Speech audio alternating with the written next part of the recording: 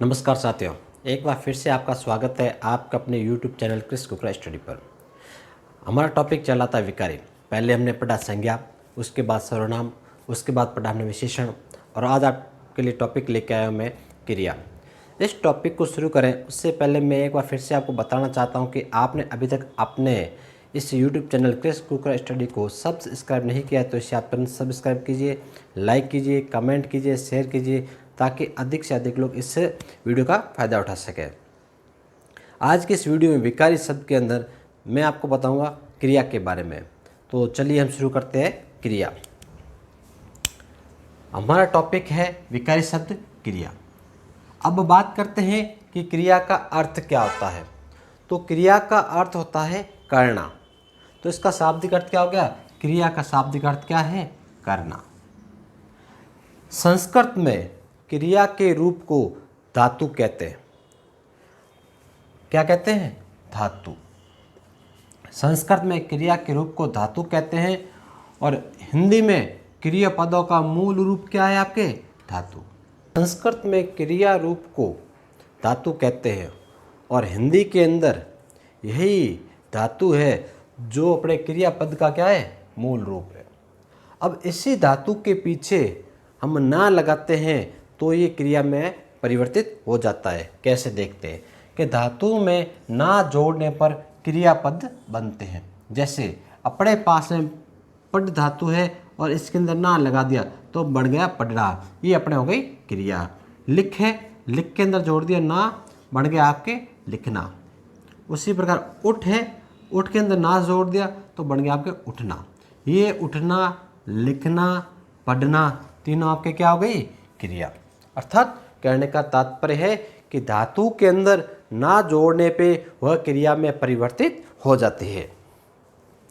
अब बात करते हैं हम परिभाषा के बारे में कि क्रिया की परिभाषा क्या होती है। कि हम छोटी क्लास से पढ़ते हैं कि क्रिया किसे कहते हैं। तो क्रिया की परिभाषा हम यही पढ़ते हैं कि किसी काम का करना या होना पाया जाता है उसे हम क्या कहते हैं? क्रिया। जिस शब्द से किसी कार्य का करना या होना पाया जाता है उसे हम क्या कहते हैं? क्रिया।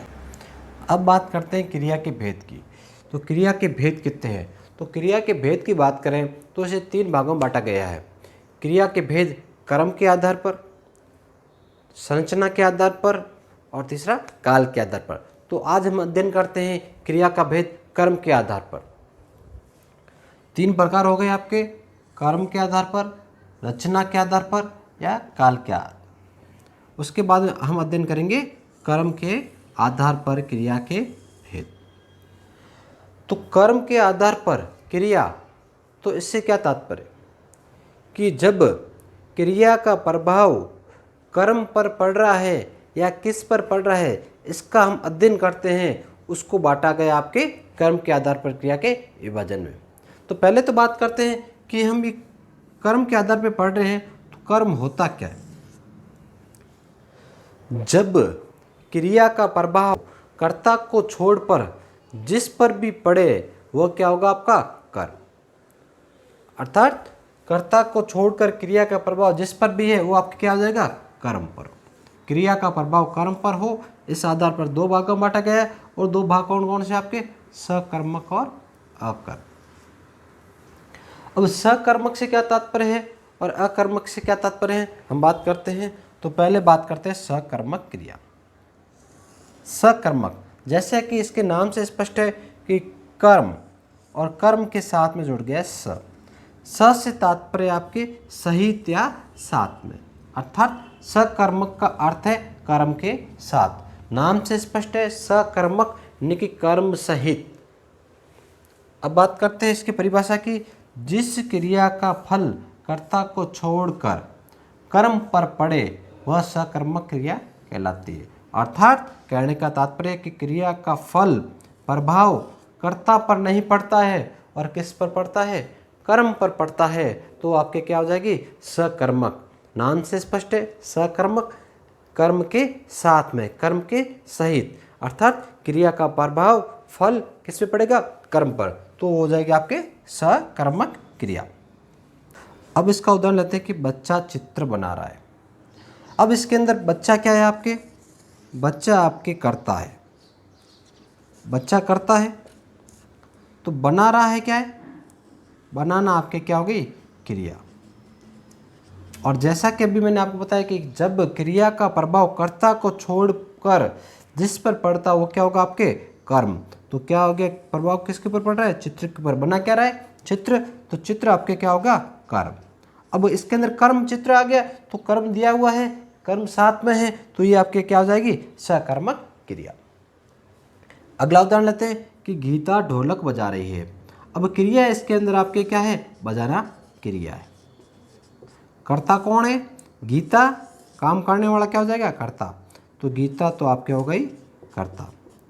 अब क्रिया का प्रभाव पड़ रहा है किसके ऊपर, ढोलक के ऊपर।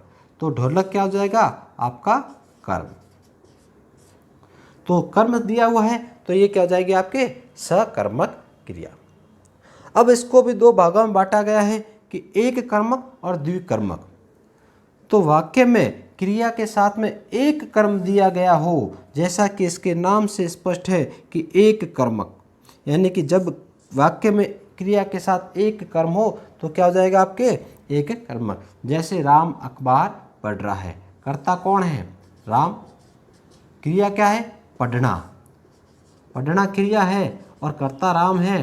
तो प्रभाव किसके ऊपर पड़ रहा है, क्या कर रहा है, अखबार पढ़ रहा है, तो ये आपके क्या हो जाएगा, कर्म, एक ही कर्म है, तो ये क्या हो जाएगी, एक कर्मक क्रिया। उसके बाद लेते हैं द्विकर्मक क्रिया।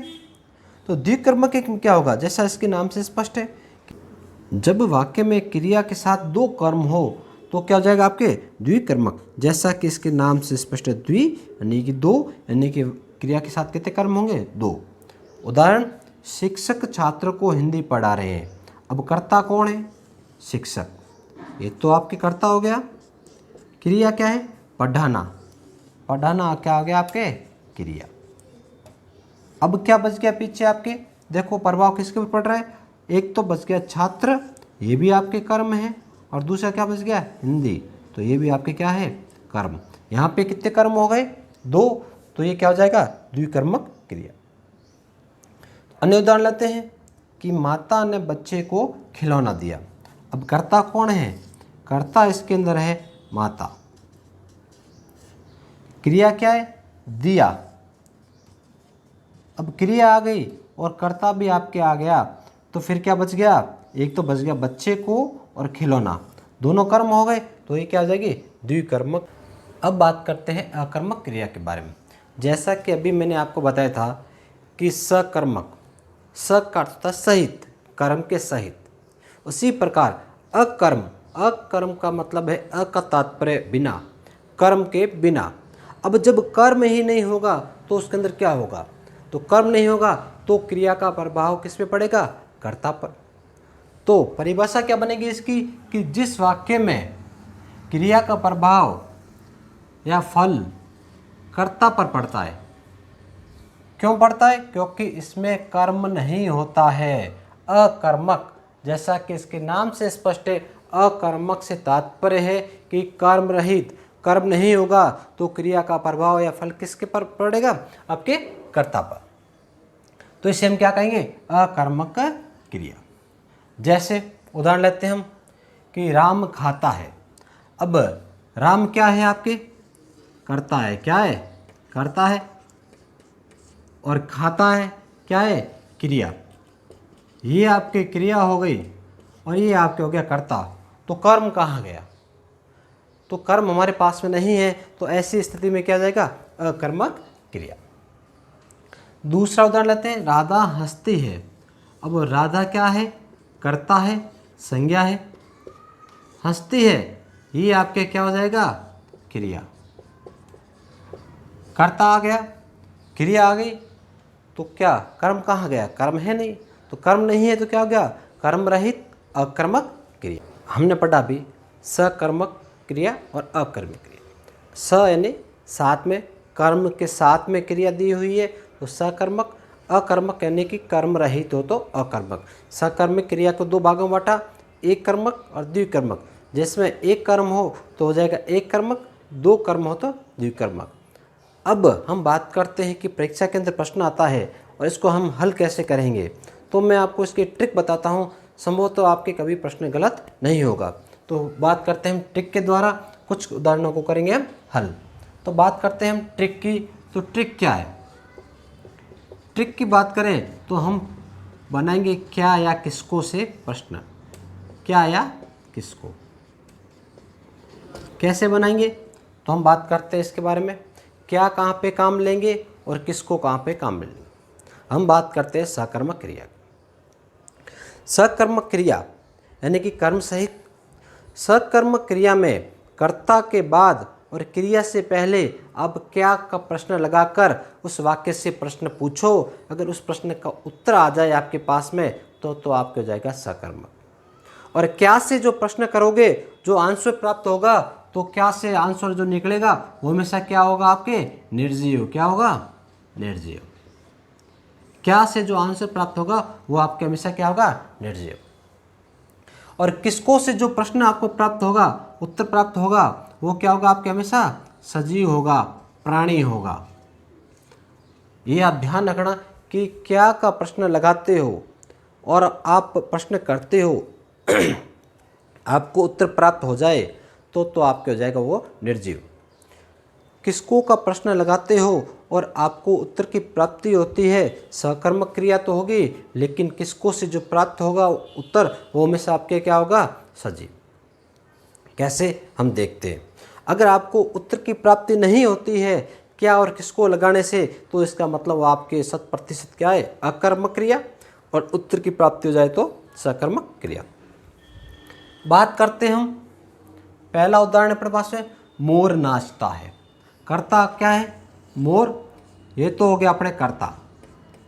क्रिया क्या है? नाचना। ये हो गया क्रिया। क्रिया से पहले और कर्ता के बाद में आपको क्या लगाना है? क्या या किसको। अगर आपको प्रश्न के उत्तर की प्राप्ति हो जाए तो आपके क्या होगा? सकर्मक। और उत्तर की प्राप्ति नहीं हो तो अकर्मक। अब मोर नाचता है, मोर कर्ता, क्रिया क्या है? नाचता है। अगर मैं इसको प्रश्न बढ़ाऊं कि मोर क्या नाचता है, आपको किसी प्रकार के उत्तर की प्राप्ति नहीं हो। मोर किसको नाचता है तो भी कोई उत्तर की प्राप्ति नहीं हो रही है। क्या और किसको का प्रश्न करने पर आपको कोई उत्तर प्राप्त नहीं हो रहा है, इसका मतलब क्या है? ये क्रिया कैसी है? अकर्मक क्रिया। ये आपके क्या हो जाएगा? अकर्मक क्रिया। ठीक है। उसके बाद दूसरा उदाहरण बात करते हैं कि बालक पतंग उड़ा रहा था। कर्ता कौन है? बालक। ये आपके है कर्ता। क्रिया क्या है? उड़ा रहा था। ये हो गए आपके क्रिया। कर्ता आपके है बालक, उड़ाना क्या है? क्रिया। अब इससे हम प्रश्न करते हैं क्या लगाकर, कर्ता के बाद क्रिया से पहले, क्या या किसको। अब बालक क्या उड़ा रहा था, आपको क्या आंसर मिला? पतंग। तो पतंग क्या हो गया? आपके जो आंसर की प्राप्ति हो रही है वो आपके क्या हो जाएगा? उसका कर्म। क्या हो जाएगा? कर्म। तो पतंग क्या हो गया? आपके कर्म। तो बालक क्या उड़ा रहा था, आंसर आ गया आपके पतंग। तो ये आपके क्या हो जाएगा? सकर्मक। ये हो जाएगा आपके सकर्मक, क्योंकि इसमें कर्म क्या आ गया? आपके पतंग। अब अगला उदाहरण लेते हैं कि पक्षी आकाश में उड़ रहे हैं। अब ये उड़ा रहा था और ये क्या है? उड़ रहे हैं। अब इसमें थोड़ा सा अंतर है, क्या? देखिए, कर्ता कौन है? पक्षी। पक्षी आपके क्या है? कर्ता। उड़ रहे हैं क्या आपके? ये आपके क्या है? क्रिया। अब प्रश्न करते हैं क्या से या किसको से। तो पक्षी आकाश में क्या उड़ रहे हैं, आपको आंसर की प्राप्ति नहीं हो रही। ऐसी स्थिति में जब क्या या किसको के प्रश्न करने पर भी आपको प्रश्न के उत्तर की प्राप्ति नहीं होती है तो आपके क्या हो जाएगा? वो अकर्मक क्रिया। ये क्या जाएगा? अकर्मक क्रिया। अब मैं बात करता हूँ आगे वाले उदाहरण को लेने से पहले कुछ अकर्मक क्रियाओं के बारे में। तो आप उन क्रियाओं को देखते ही पता लगा लोगे कि उसके अंदर अकर्मक क्रिया है, सकर्मक। तो अकर्मक क्रिया कौन कौन सी है? सोना। सोना क्या है? अकर्मक। उसके बाद उठना अकर्मक है, बैठना, उड़ना, रोना, नहाना, नाचना, घूमना, हंसना, गिरना, चढ़ना, दौड़ना, भागना और टहलना। ये सारी क्रियाएं कैसी है? अकर्मक क्रियाएं। अगर इन क्रियाओं का वाक्य में प्रयोग होता है और आपसे पूछते हैं कि सकर्मक क्रिया है अकर्मक क्रिया, तो 100% आपके 100% क्या होगी? वो आपके अकर्मक क्रिया। अब एक चीज ध्यान रखना, सोना तो है आपके अकर्मक। अगर यही क्रिया कर्ता अपने लिए करता है, प्रयोग में करता है, तो क्या हो जाएगी? आपके अकर्मक। अगर इसी क्रिया को किसी दूसरे के लिए प्रयोग में लेता है, किसी दूसरे के लिए करवाता है, तो आपके हमेशा वो क्या हो जाएगी? सकर्मक। कैसे? जैसे कि वह सोता है तो खुद के लिए प्रयोग आ गए, उसके लिए आ गई, तो वो क्या हो गया? अकर्मक। अगर वह बच्चे को सुलाता है तो क्या हो जाएगा? सुलाने का काम कर रहा है, इसलिए वो क्या हो जाएगी? सकर्मक। राम उठता है, राम 4 बजे उठता है, खुद के लिए काम कर रहा है, उठना क्रिया क्या हो जाएगी? अकर्मक। अगर राम बच्चे को 4 बजे उठाता है तो दूसरे के लिए प्रयोग में ले रहा है, तो क्या हो जाएगा? आपके वो सकर्मक। तो एक ही चीज़ ध्यान रखनी है, यह क्रिया हमेशा अकर्मक के रूप में प्रयोग में ली जाती है, लेकिन किसी अन्य के लिए जब इन क्रियाओं को प्रयोग में लिया जाता है, किसी अन्य से कार्य करवाया जाता है इन क्रियाओं के द्वारा, तो वो क्या हो जाएगी? आपके हमेशा सकर्मक क्रिया। भाई जो उदाहरण था अपने पास में कि पक्षी आकाश में उड़ रहे हैं, पक्षी समय के लिए क्रिया आ रही है, तो उड़ना क्रिया अपने क्या है? अकर्मक। अब बालक पतंग उड़ा रहा था, बालक समय के नहीं आ रहा था, लेकिन किसके लिए प्रयोग में आ रही थी? पतंग के लिए। उड़ना से क्या कर रहा था? उड़ाना। अब उड़ाना प्रयोग में ला रहा है, तो इसका मतलब हमेशा क्या होगी? आपके सकर्मक क्रिया। चलिए अब बात करते हैं कि नौकर कुत्ते को दूध पिलाता है। अब नौकर क्या है? आपके कर्ता है। क्या है? कर्ता। पिलाना क्या है? क्रिया। अब कर्ता के बाद और क्रिया से पहले आपको क्या या किसको का प्रश्न करना है। ठीक है। अब नौकर क्या पिलाता है? तो क्या पिलाता है? दूध। ये भी आपके कर्म हो गया। ठीक है। किसको से प्रश्न करें? नौकर किसको दूध पिलाता है? तो किसको? कुत्ते को। किसको? कुत्ते को। अब कितने कर्म हो गए इसके अंदर? 2 कर्म हो गए। तो ये क्या होगा? आपके 2 कर्म होने के कारण क्या कहलाएगी? द्विकर्मक। द्विकर्मक में भी कैसी? सकर्मक तो है, सकर्मक का भाग है द्विकर्मक, तो ये हो जाएगी आपके सकर्मक। सकर्मक में 2 कर्म होने के कारण क्या हो जाएगा? ये द्विकर्मक। अब आपको एक चीज ध्यान रखनी है, द्विकर्मक जब क्रिया होगी तो उसके अंदर जो पहला वाला कर्म होगा हमेशा प्राणीवाचक होगा, सजीव होगा, और जो दूसरा वाला कर्म होगा हमेशा क्या होगा? निर्जीव होगा। यह परीक्षा में प्रश्न कई बार पूछा गया है कि द्विकर्मक के अंदर पहला कर्म प्राणीवाचक या अप्राणीवाचक, दूसरा निर्जीव या सजीव। तो आपको ध्यान रखना है पहला वाला कर्म हमेशा क्या होगा? आपके सजीव या प्राणीवाचक, और दूसरे वाला कर्म क्या होगा? आपके निर्जीव या अप्राणीवाचक। तो कुत्ता कौन है? सजीव है, प्राणीवाचक है। तो जैसा कि मैंने आपको बताया कि द्विकर्मक में क्या होगा? पहले वाला कर्म क्या होगा? सजीव या प्राणीवाचक। दूसरा क्या है? दूध। दूध क्या है? निर्जीव या अप्राणीवाचक। क्लियर? उसके बाद में कि उसने बच्चे को नहलाया। अब वो खुद नहाता है। मैंने अभी आपको जैसा कि बताया कि नहाना अगर समय के लिए प्रयोग में आता है तो अकर्मक क्रिया है। अब किसी दूसरे के लिए करता है तो क्या हो जाएगा? सकर्मक। प्रश्न बना के इसका आंसर निकल ले। तो कर्ता कौन है? उसने। नहलाया, ये आपकी क्या होगी? क्रिया। ये आपकी क्रिया है। अब प्रश्न करते हैं कि उसने क्या नहलाया? क्या नहलाया? बच्चे को। प्रश्न कर लो किसको से? उसने किसको नहलाया? तो किसको नहलाया? बच्चे को। आंसर की प्राप्ति हो रही है। आंसर की प्राप्ति होने पे जो आंसर होगा आपके क्या होगा? कर्म। तो इसके अंदर कर्म क्या है? बच्चा। और जब कर्म आ गया तो क्रिया कैसी हो जाएगी? आपके सकर्मक। कर्म साथ में होने पे क्या होगा, सकर्मक, बिना कर्म के क्या हो जाएगी, अकर्म। अगला उदाहरण, वह नहा कर आया। अब नहाना क्या है, क्रिया, वह क्या है, कर्ता। अब सव्य के लिए यहाँ पे नहाना क्रिया आ रही है, वह नहा कर आया, कर्ता यहाँ आ गया, नहाना क्या है, क्रिया।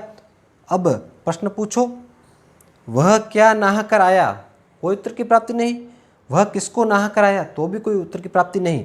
जब उत्तर की प्राप्ति नहीं हो तो आपकी क्रिया क्या हो जाएगी, अकर्मक।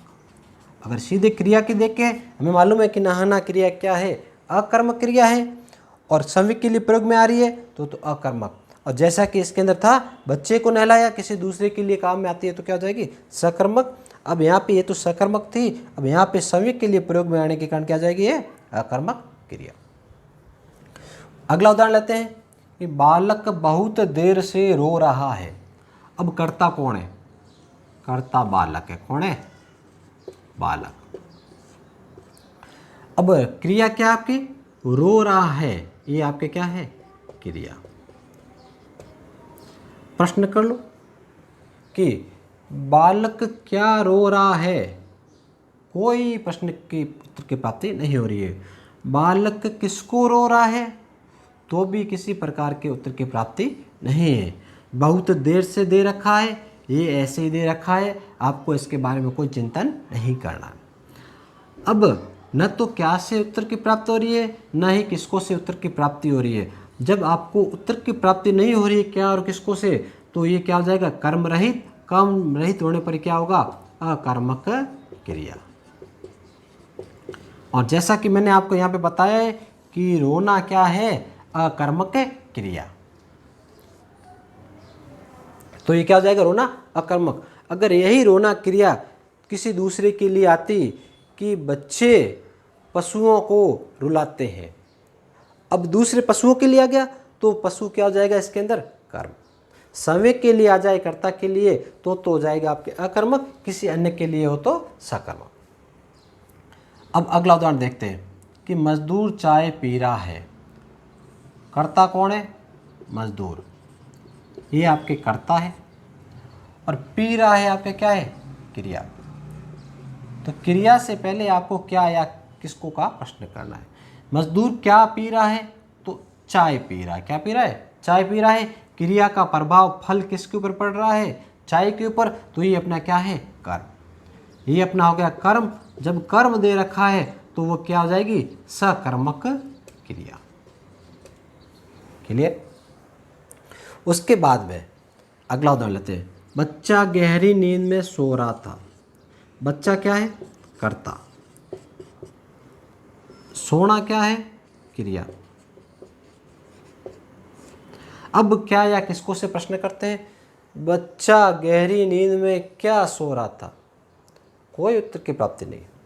बच्चा गहरी नींद में किसको सो रहा था, तो भी कोई उत्तर की प्राप्ति नहीं। तो ये क्या हो जाएगा, जब किसी उत्तर की प्राप्ति नहीं हो तो क्या होगा, जब क्रिया का प्रभाव है वो किसके ऊपर पड़ रहा है, सीधा कर्ता के ऊपर पड़ रहा है, और कर्ता के ऊपर पड़ रहा है इसका मतलब क्या है, इसके अंदर कर्म नहीं है। कर्म नहीं होने पे क्या हो जाएगा, अकर्मक क्रिया। उम्मीद करता हूं कि आपको समझ आ रहा होगा। अगला प्रश्न देखते हैं कि अध्यापक ने छात्र को पुस्तक पढ़ाई। कर्ता कौन है, अध्यापक। क्रिया क्या आपके पास में, पढ़ाई। इससे पहले हम प्रश्न लेते हैं, तो अध्यापक ने क्या पढ़ाई, तो पुस्तक पढ़ाई। क्या पढ़ाई, क्या से आपके उत्तर निकले, पुस्तक पढ़ाई, तो ये हो जाएगा आपके कर्म। ठीक है। अध्यापक ने पुस्तक किसको पढ़ाई, तो छात्र को पढ़ाई। किसको पढ़ाई, छात्र को पढ़ाई, ये भी आ गए आपके कर्म। अब आपके कर्म कितने आ गए, दो। जब दो कर्म आए तो सकर्म आ गया, मतलब सकर्मक तो है। अब एक कर्मक या द्विकर्मक, दो कर्म होने पे क्या होगा, द्विकर्मक। जैसा कि अभी मैंने आपको बताया था कि द्विकर्मक की क्रिया होगी तो पहले वाली क्रिया हमेशा, जो पहले वाला कर्म है हमेशा क्या होगा, आपके प्राणीवाचक सजीव। तो छात्र क्या है, सजीव है, तो ये हो गया आपके प्राणीवाचक। अब इसके अंदर क्या है, दूसरा कर्म पुस्तक। पुस्तक क्या है, निर्जीव, तो अप्राणीवाचक। ध्यान रखना है कि द्विकर्मक क्रिया के अंदर पहले वाला कर्म हमेशा क्या होगा, आपके सजीव या प्राणीवाचक, दूसरे वाला कर्म अप्राणीवाचक या निर्जीव। अब ये दो कर्म आ गए तो ये आपके क्या हो गई, सकर्मक क्रिया। क्लियर। अब अंतिम उदाहरण लेते हैं कि लड़की गा रही है। अब कर्ता कौन है, काम कौन कर रहा है, लड़की कर रही है। क्या कर रही है, गा रही है। तो गा रही क्या है आपके, क्रिया। अब प्रश्न कर लो कि लड़की क्या गा रही है, किसी प्रश्न की प्राप्ति नहीं है, उत्तर की प्राप्ति नहीं है। अब उत्तर की प्राप्ति नहीं है तो क्या होगा, आपके कर्म नहीं है, कर्म नहीं होगा तो क्या होगा, अकर्मक क्रिया। कैसी क्रिया हो गई ये, अकर्मक क्रिया। आप किसको से भी प्रश्न कर लो कि लड़की किसको गा रही है, कोई प्रश्न के उत्तर की प्राप्ति नहीं है। अर्थात इसका मतलब क्या हो गया कि इसके अंदर कर्म नहीं है, कर्म नहीं होगा तो क्या होगा, अकर्मक होगा। और कर्म नहीं होगा तो क्रिया का प्रभाव किस पर पड़ेगा, कर्ता पर, और कर्ता पर प्रभाव पड़ता तो क्या होगा, आपके अकर्मक क्रिया। ये थे आपके क्रिया सकर्मक और अकर्मक कर्म के आधार पर। उम्मीद करता हूँ कि आपको ये सकर्मक और अकर्मक क्रिया आपको अच्छी तरह समझ में आई होगी, और ये आपकी किसी भी प्रकार के परीक्षा के अंदर, प्रतियोगी परीक्षा से लेकर स्कूली परीक्षा तक सभी प्रकार के लिए आपके लिए बहुत ही उपयोगी है।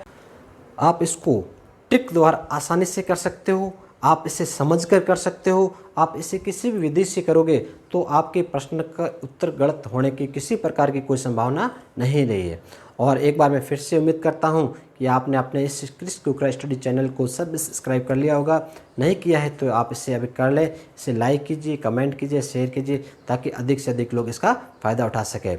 हम मिलेंगे अपने अगले वीडियो में, तब तक के लिए आपका बहुत बहुत धन्यवाद।